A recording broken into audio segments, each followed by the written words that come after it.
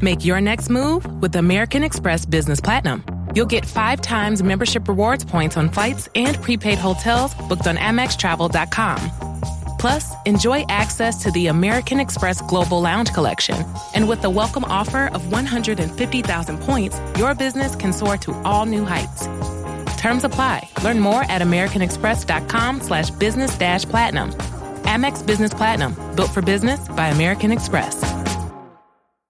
Hi, and welcome to the 10-Minute Food Truck Training Podcast. My name is Bill Moore. I'm a food truck business trainer, author of Food Truck 101, Beginner to Winner, and Food Truck 201, Get Off the Truck. This podcast is all about helping you start and grow your food truck business. Over the course of the last 2.5 weeks, I have been going over my book, Food Truck 101, Beginner to Winner, chapter by chapter, each day presenting a new chapter. I'm going to have the audiobook coming out later on this fall, and this is just a little teaser to let you guys know what is in the book, as well as give me a little bit of practice to be able to do the audiobook. So we are up to chapter number 14, which is all about crisis management. I wrote this particular chapter right as COVID was really raising its ugly head and people were starting to panic because we were dealing with things that we had never dealt before. And I'm going to go through some things you should do for any kind of a crisis. It doesn't necessarily have to be something as big and major as COVID. It could be something as small and localized as a tornado or a hurricane or a snow event or a freezing event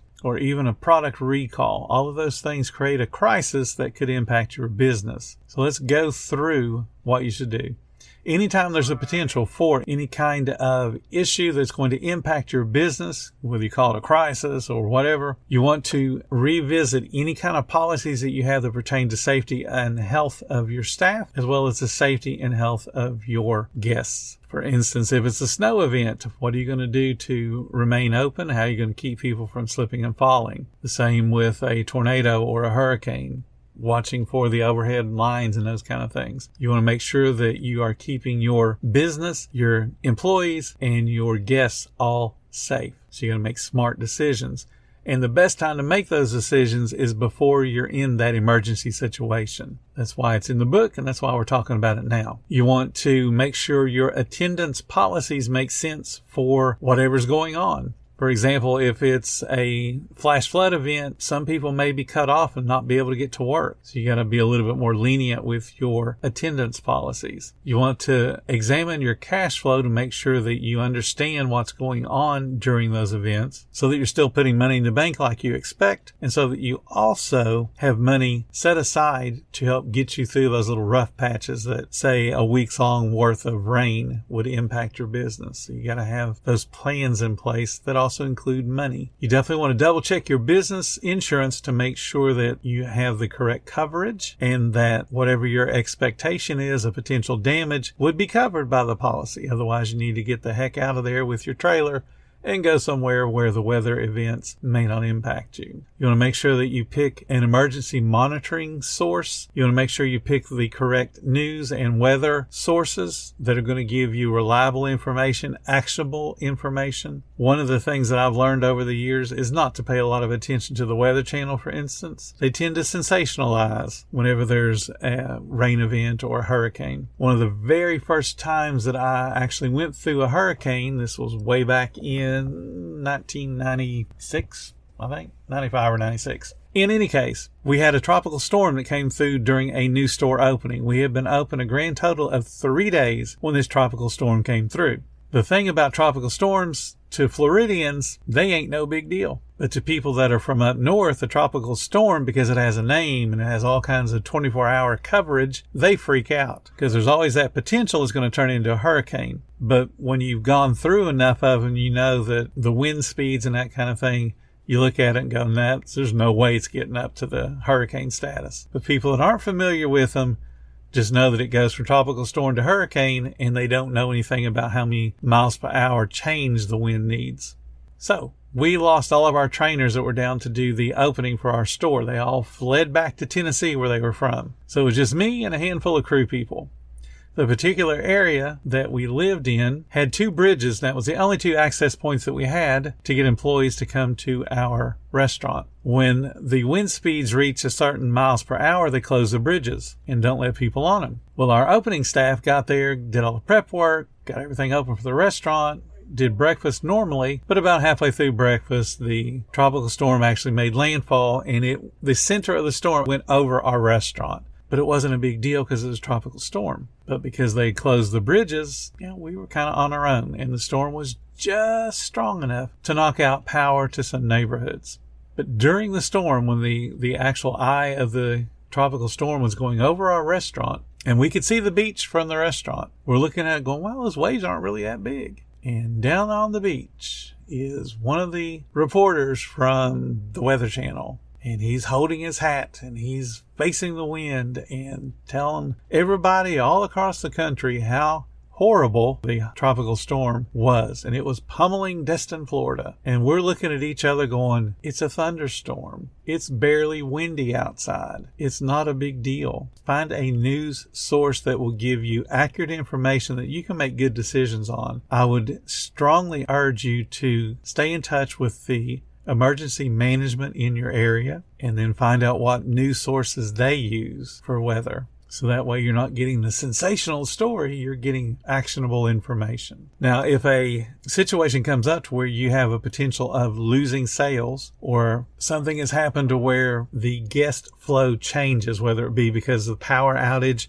or a long-term issue that's going to create problems like COVID did, you've got to think on your feet. And the best time to think on your feet is playing what if long before these situations ever happen. So, for example, before 2020, very, very few food trucks ever thought about delivery because it was too complicated to set up and it was certainly too pricey. But then when COVID hit and everybody was staying home, delivery became super popular and it was a way for you to make more money. Before 2020, very few food trucks would go and set up at an apartment complex because typically those were not very profitable. But because everybody was forced to stay at home, setting up at an apartment complex was smart business because typically apartment complexes aren't built adjacent to restaurants. And then the restaurants weren't doing very well at keeping themselves staffed. But a food truck with 2 employees can handle a whole bunch of orders. So you can think about setting up in different places, and you can definitely think about delivery. You can sell gift cards and give yourself a little infusion of cash that way. You can certainly adjust your menu and your hours and look to either increase the hours or change the menu and thin it down to where you can manage your profitability better. We talked about apartment complexes. That's one non-traditional location.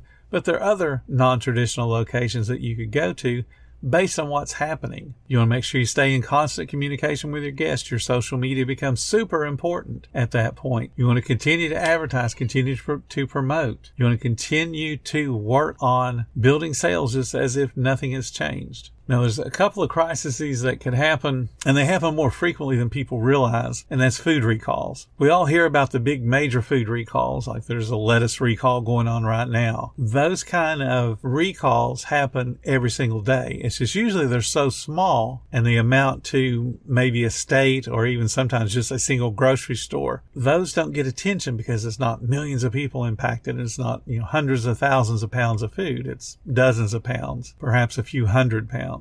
But there are recalls pretty much every day. But occasionally those recalls will impact your business. For example, a few years ago, we had a recall on Sabrett's hot dogs. They had one of the machines in the processing plant broke apart and blew a bunch of plastic into numerous batches of hot dogs. Problem was it didn't get caught immediately. And some of the hot dogs got sent out to the public, where the public then said, hey, we got plastic in our hot dogs. So Sabrett's had to recall many millions of pounds of hot dogs because they weren't sure of exactly when the problem started, since it wasn't determined in the plant. The food had already gone out. So they recalled again millions upon millions of pounds of hot dogs. But what the press reported and what the general consumer heard wasn't Sabrett's hot dogs. All they heard was blah, blah, blah, hot dog. And that caused a problem for all of the hot dog vendors and the hot dog cart vendors throughout the country. And it was a rough 2 weeks. Because every couple of days there would be somebody that would find, a piece of plastic in a Sabrett's hot dog. And then, of course, that would make big news again. As all the reporters are now talking about the recalls up to so many millions and wham, wham, wham. And it impacted those particular vendors that weren't selling Sabrett's hot dogs because there's Hebrew National and there's Nathan's and there's Ballpark Franks. There's all different kind of hot dog brands that had nothing to do with Sabrett's. But no one paid attention to the details. All they heard was, it's a hot dog. And that was a rough couple of weeks, and that was in the summer. And summer is the big hot dog eating time. Now, of course, they recovered and are fine now, but that was a rough summer for a lot of hot dog vendors. So you've got to know what you're going to do when those kind of things happen, and they're going to happen. What I suggested with people when the Sabrett's issue came about was just to play it up and make part of your advertising and your social media say, hey, we are 100% plastic free. And then talk about what good things that you do. And if hot dogs become an issue, what else can you sell? Can you do sausages? Can you do other things that aren't hot dogs? Bologna is a product that a typical hot dog cart could sell. So you find the alternatives. You don't just throw your hands up and go, oh my gosh, look what happened. I'm going to be down so much money. You're only down so much money because you chose not to act. So prepare for a crisis. Already have the policies and procedures in place so that when the crisis happens, it is not a big deal to you. And you come out on the other side of the crisis smelling like a rose. Thank you guys so much for listening to the 10-Minute Food Truck Training Podcast. If you're finding all the information helpful to your food truck business, please become a monthly supporter of the podcast. Just hit the support button or follow the link in the description. Every little bit does help keep us going.